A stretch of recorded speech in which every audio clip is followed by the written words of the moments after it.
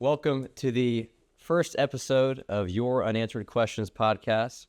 I'm Luke Smith, and I'm sitting here with leading educator, public speaker, and a man whose abstract rhetoric will induce valuable action in your life. How you doing today, Professor Simpson? Oh, man, you put me on the spot. I sure did. Man, that's a lot to live up to. Yes, Like sir. my dad said, that's a mouthful. Yeah, there you go. Well, it is our job on this show to answer your questions. These may be personal questions, spiritual questions, lifestyle questions, cultural questions, microeconomic questions. Yeah. And these questions, as you send in your thoughts, are going to change over the course of time. Isn't that right? I mean, Absolutely. if we notice that a certain question is being asked more, or certain categories or topics of questions are going to be asked more, I will begin to address those. We have a few questions to start with that I'm very excited to speak about.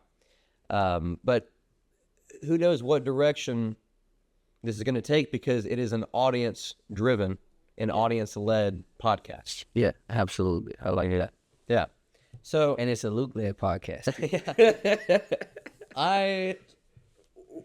we both serve at the discretion of you guys, of the viewers. It is your unanswered questions. So, I say we just jump right into some questions that we've gotten. Let's go. What you got? The first question is, how can I deal with the pressure to fit in with others who aren't focused on personal growth? Good. So this is kind of like two-part question. And I'll start with the fit in part. So growing up, I was always that kid that tried to fit in. Matter of fact, my mom told me this when I was probably about 8 or 9. She said, "You're going to always stick out like a sore thumb." I hated that. I was like, who wants to hear that? Yeah. You want to fit in with everybody. But fast forward to years down the road, those words have rang true to where I'm in a position to where I've come to understand that sometimes you don't get to change the people you're around. Mm-hmm. And you also don't get to dictate how they accept you. So you have to make a decision about how you are going to show up, and then how you show up is going to determine whether or not you fit in. And the truth is, you may not need to fit in, right? It's not necessarily about fitting in. It's about, are you really creating the value you need to in that environment that's going to allow you to be who you're supposed to be for the people around you. And let me just be very clear about this. I'll come back to the personal growth piece. I think we get too focused on what other people think about us. Yes, I think it matters what people think about you, but you need to have a foundational awareness of yourself before what people think about you comes into play, which comes to, do you fit in or not? Because it can be pretty abstract. It can be kind of subjective, in that situation. And so I would say that people should start with what my mom told me, that you're going to stick out like a sore thumb, no matter how much camaraderie you have with people, because the truth is you're a unique individual, right? Just as unique as your fingerprints are, that's how unique you are when it comes to other people. You're not the same. And so if they don't appreciate or value your personal growth, the truth is they might be a part of your personal growth, right? Yeah. And we were talking about this in a previous conversation. Sometimes people focus on the people rather than really focus on the environment first. So is the environment that you're in with these people an environment that you should be in?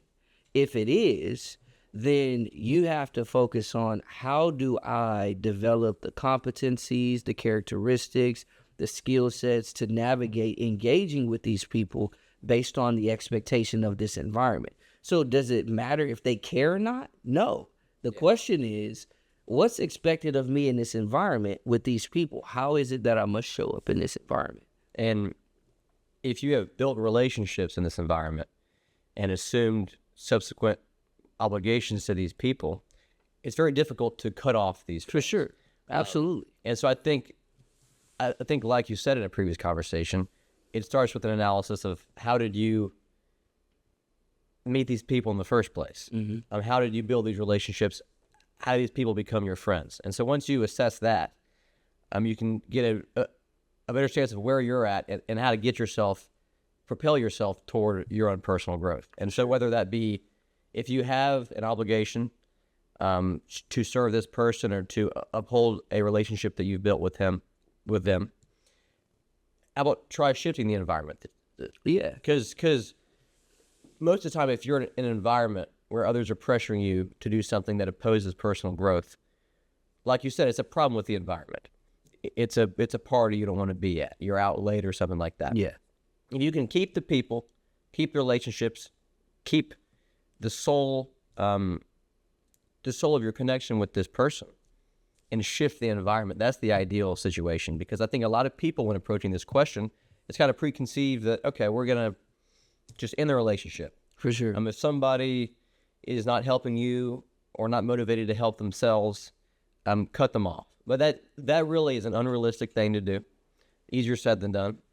And it's also an immoral thing to do. We have obligations to people.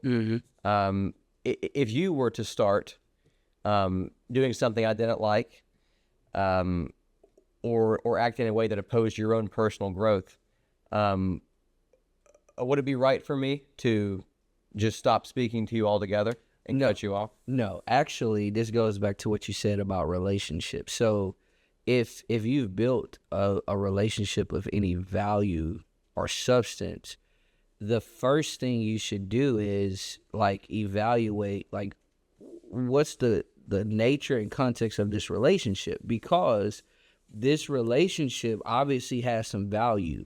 What this person is doing, maybe it's something in me that's a problem. Maybe it's something in them, but I need to say, let me go holler at Professor. Let me find out what's going on, because this is probably one of those moments where the relationship is being tested, or in other words, proven, and that the individuals are actually being progressed in the context of personal growth. So to just walk away from the people, you're actually putting yourself in a position to where you can be eliminating the growth that you say you're seeking. And I will say this, I learned this from personal experience, that like tough decisions, you want to be very intentional about how you make them, when you make them, and for sure why you make them, because those types of decisions, they have an impact at least 3 to 5 years out as it pertains to effects that must play out.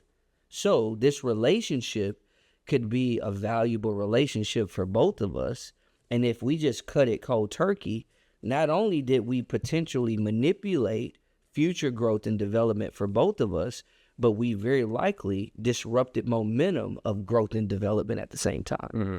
And I think, what if you were to go down a bad path in the future, and now you cut off the friend who maybe came back to the right path, and now you don't have a way to fix yourself? So it's cutting off relationships, Be careful with that stuff. Yeah, it stemmed from misjudgment. But speaking of the idea of dealing with worldly things or immoral situations or the immoral behavior of people, I think it'd be important to segue to our next question, which is, how do I stay true to my faith and values in a world that often doesn't support them? That's a loaded question, isn't it? Okay, say it again, because I want to make sure I get it fully. How do I stay true to my faith and values in a world that often doesn't support them? In a world that often doesn't support them? So now we've gone beyond the inner circle. Now we're thinking about society as a whole. It's very similar to the first, and you have to think about, okay, what is the foundation of what you're doing and why?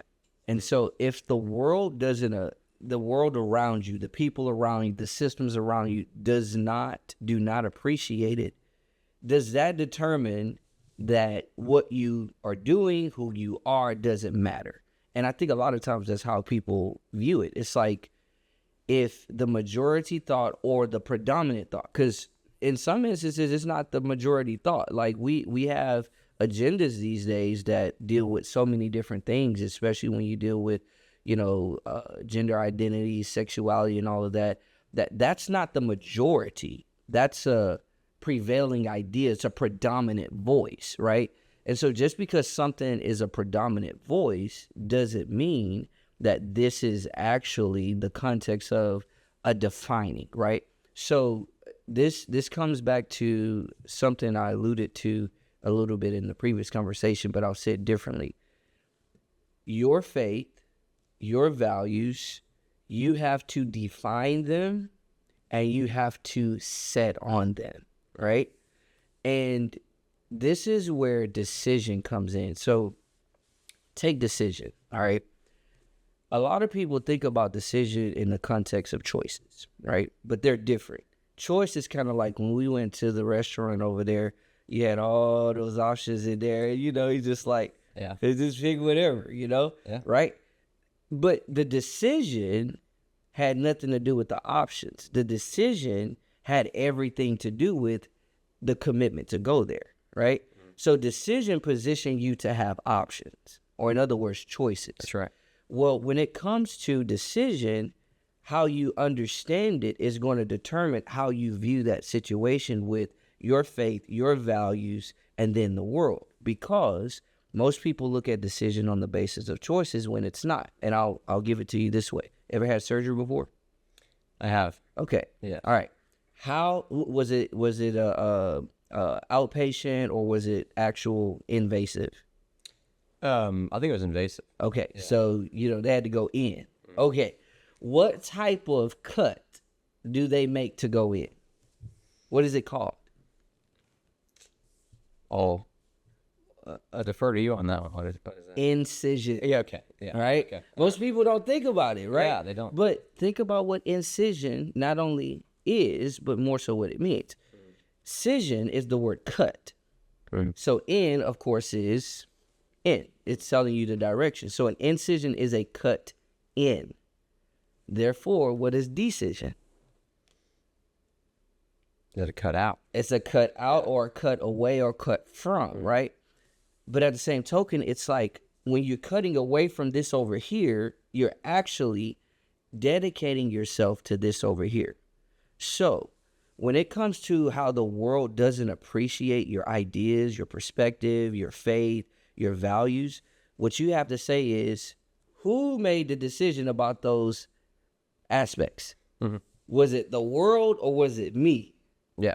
And so, based on that, if I decided on this faith, if I decided on these values, then I have to decide how I'm going to interact with this environment, especially if I have to, as far as how do I respond in a most valuable way. I agree. And there are so many elements and factors at play here. I think it's also important to, and this is kind of a logical continuation of what you said, to think about what are you getting out of these values in this faith? For example, Christian faith, we have a prize that we're looking toward. Sure. We have salvation that we're looking toward. Any other religion has the same kind of thing. And really any set of values, For sure. there's practicality that underpins that. There's the practicality of, if I stick to these values, my life really is going to be better in the end. And so you have to know, when it gets tough, you can't just lean on, well, this is what I should do.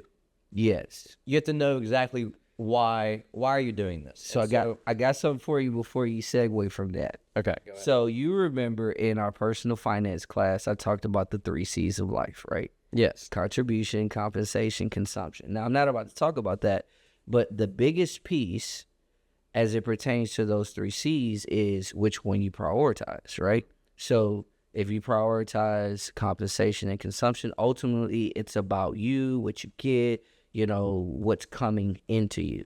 When it comes to the contribution piece, it's about what you release. And remember, I used to always say, the focus as it pertains to contribution is not about what you get because of what you contribute, but what you are able to release just in general. And here's the thought process. The reality of contribution is that you get to create value for someone other than yourself. Now, if you have a world around you that doesn't appreciate your faith, your values, what you stand for, the question is, what do they lack that you have in value you need to bring to it? So the contribution context is being stimulated by the conflict or the resistance from their disregard. And so a lot of times people don't understand that the reality in life stems from growth happens more in the context of what hurts than what seemingly helps, especially initially. And I tell people today, I'm like, the reality of that principles exist for a certain value, it's because those principles have promise that predictably produce when you practice them. Now, watch this. Those principles, in the context of how they produce, they're about a focus of value experience. But what happens with principles is that they're always going to test you, press you, simply because disruption follows intention. And in that, you're going to experience this squeezing that's going to prepare you before you actually find yourself benefiting from the promises. So that's the context that you got to have. And it ultimately comes back to, like, how am I thinking about not just what people are doing to me, but what is it that's expected of me? Does it make sense? I agree. And a topic that I actually wrote my college essay on, or one of my college essays on, was the power of friction. And that applies in many different areas. If you take the smooth way out, and I'm just relating this to what you said when you said, you know, things that often initially hurt are for the greater good, and vice versa. And so, for example, let's say that you unscrupulously use AI for your assignment. That's a big conversation in the schools today, right? That mental friction that you're sacrificing, that would have, in the long term, benefited you. It's gone. It's gone. And same thing with, let's say, football practice in the 110-degree weather. These things, they build you up. Friction builds you up. You need something pushing against you. You can't take the easy way out. And I think that really the edifying power of friction is best illustrated in this example.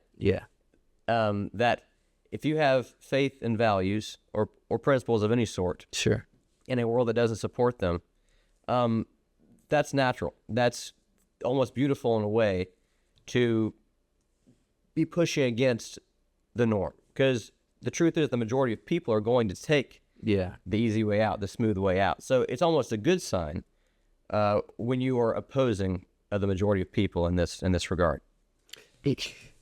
Look, you said all the good stuff, and it triggered a thought. And I'm not going to go down the rabbit trail, but there's two things that came to my mind. The words of Jim Rohn, and if you don't know Jim Rohn, you got to go look him up. He's got some good stuff. But one of the things he always said was, if you do what is easy, your life will be hard. That's right. But if you do what is hard, your life will be easy. And he has this little, unique voice and whatnot that he has with it. I can't do it like it, but, that's something that corresponds to what you said. But then I thought about, where Jesus talked about two paths or two ways. He said the path that leads to destruction, it's a what? It's a broad way, and many there be that find it. And so the broad way tends to be that way that seems easy, and it's like easy to access. But that narrow path is straight, it's strict, it's very tight. Few there be that find it, but what people don't understand is when you go the path that has the greatest comfort, let's put it in that sense. And don't get me wrong, comfort has a place, but the greatest comfort that you're literally trying to avoid what's development oriented, on the other side of it, you're going to be limited to what you can experience. But if you take that path of greatest resistance, a little more squeezing, a little more discomfort that's really designed to fortify you, develop you, build you.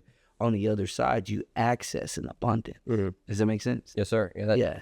That 100% makes sense. And it's also important, if your views are not of the world, to have small groups of like-minded individuals. And that's kind of the same thing we touched on with the friends who are not focused on personal growth question. Yeah. And so that's why another question we have is, how do I know if someone is a true friend or just pretending to be? Because you need a couple or a few, or however you want to define it, great friends in your life. So I actually have an answer for this question. I want to hear yours. Okay. So, because I got something I think I can say, Okay. but I want to hear yours. Well, I think people place too much value in emotional display and performance. These things are often temperamental. You have people who say, I love you so much, or they maybe are going to go out and get you a lot of flowers one day. For sure. These acts, I'm not saying it's an act as in it's fake. I'm saying these acts of service, or these, super emotional displays. Oh my gosh, you're amazing. I'm so glad I'm friends with you. These things do not define a true friend. I think a true friend is defined by two things. Okay. Consistency in service Okay. is the first one. And second is loyalty in your public defense.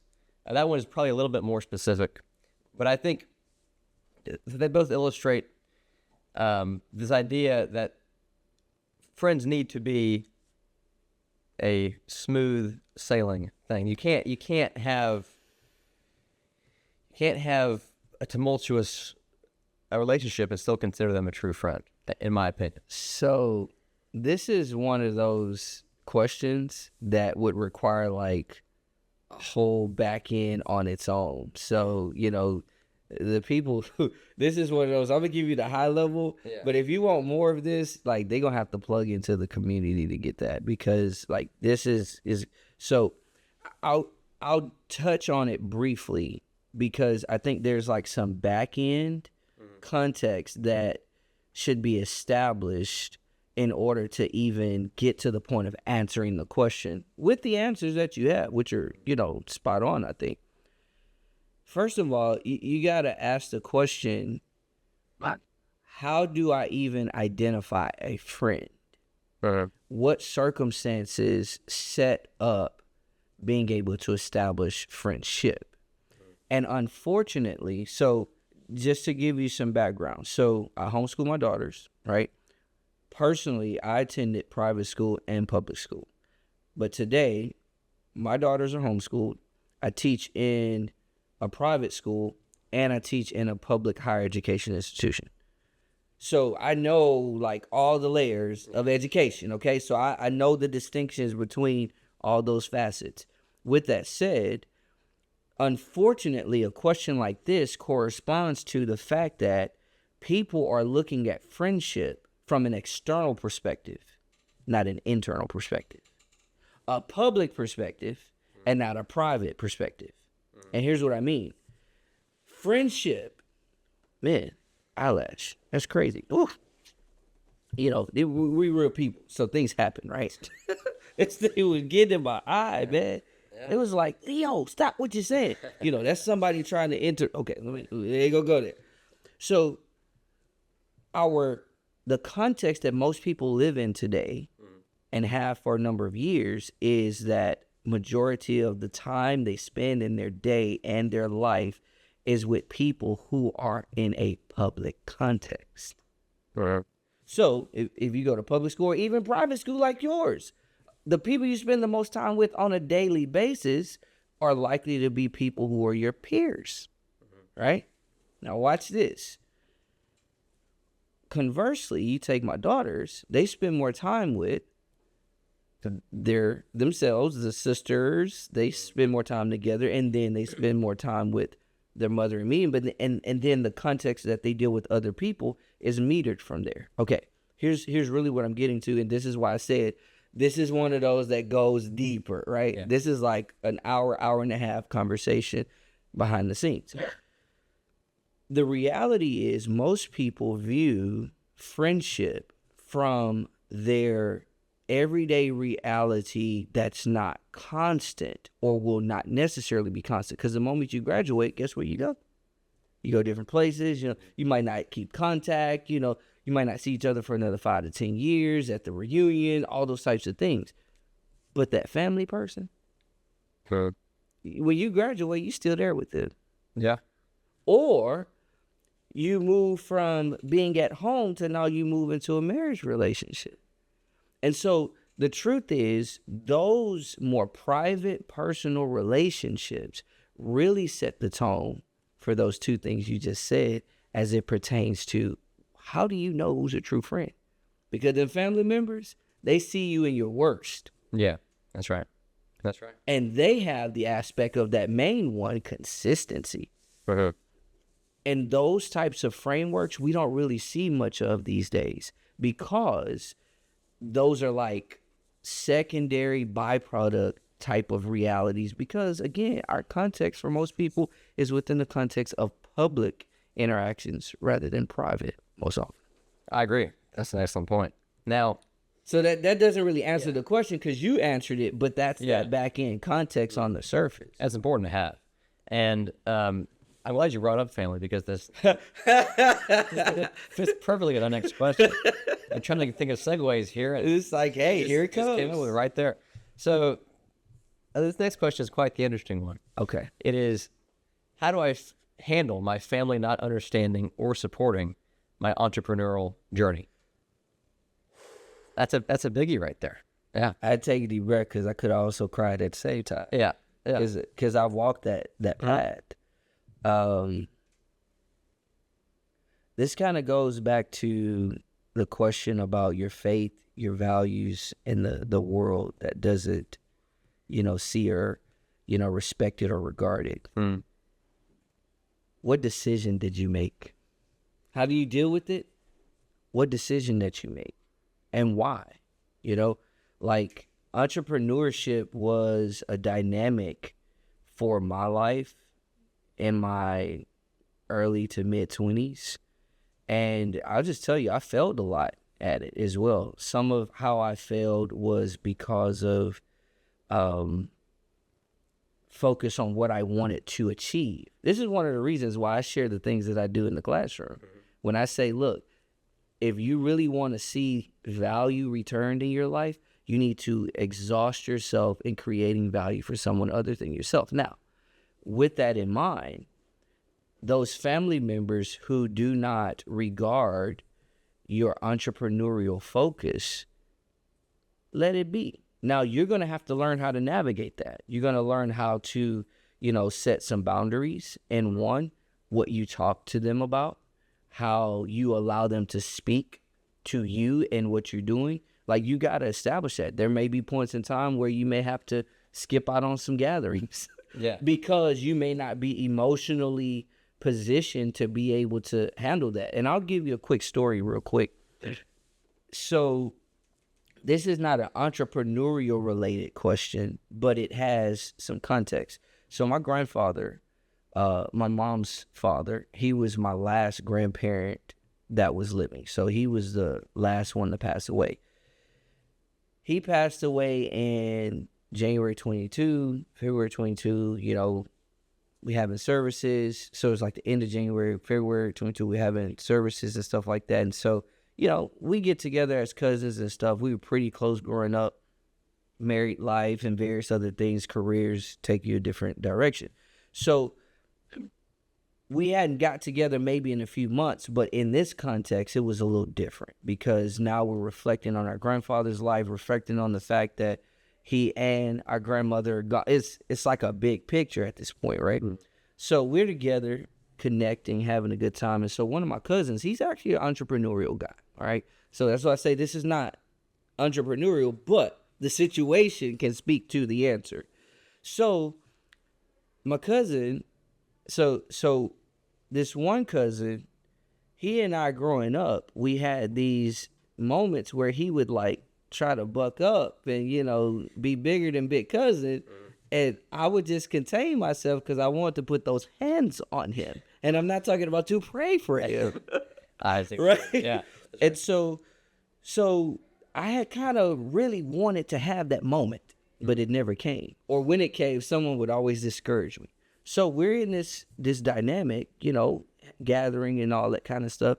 And so another cousin asked me a question, which he was kind of inciting me, not really being serious. So he asked me this question, but I'm such a literal person that I'm like, I'm going to answer this question. And like, I'm going to give him the answer.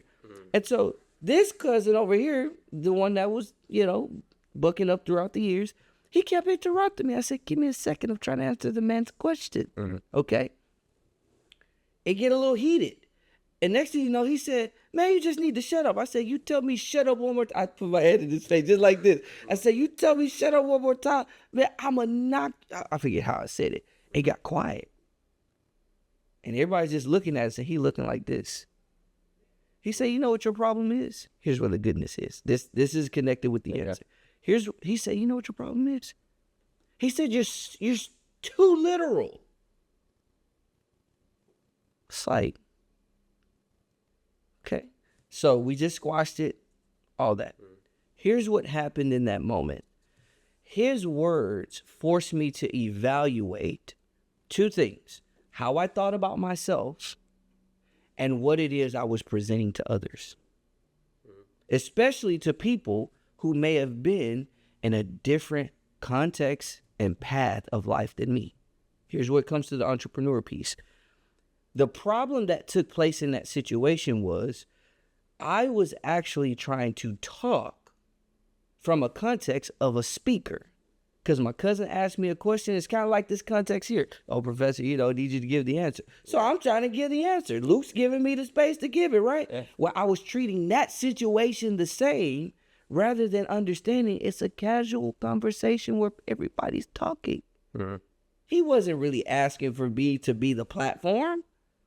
Well, here's the problem. I was bringing my professional mind into my personal arena. And when you mix the two, you're actually going into a market where your customers don't exist.